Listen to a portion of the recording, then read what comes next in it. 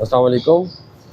मैं मलक ताहिर नाम है मेरा और पाकिस्तान रेलवे रावलपिंडी डिवीज़न में एम्प्लाई हूँ मैं। और ये मेरे साथ है मौजूद मुबीन साहब, ये हमारे सब इंजीनियर हैं पाकिस्तान रेलवे मैकेनिकल के। और अभी हम खड़े हैं यहाँ रावलपिंडी वाशिंग लाइन में, जहाँ पे पूरे पाकिस्तान से जो गाड़ियाँ आती हैं उनको मेंटेनेंस के हवाले से सारा प्रोसेस किया जाता है, जिसमें उसकी सफाई का और मैकेनिकल का सारा काम वो हम आगे चल के आपको उसका बताते हैं कि स्टेप बाय स्टेप हम आपको बताएंगे कि किस तरीके से गाड़ी अब वाशिंग, अगर सपोज से गाड़ी कराची से आती है तो जब वो वाशिंग लाइन हमारे पास यहाँ पहुँचती है तो उसके ऊपर स्टाफ किस तरह ट्रिब्यूट होता है और किस तरीके से वो काम करता है, वो हम आगे आपको चल के बताते हैं। मोहम्मद मुबीन अब्बास हूँ। मैं सब engineer carriage and wagon Rawalpindi में ड्यूटी कर रहा हूँ, TXR ग्रेड 1। तो अभी फ़िलहाल हमारे पास ये 104 प्लेस है।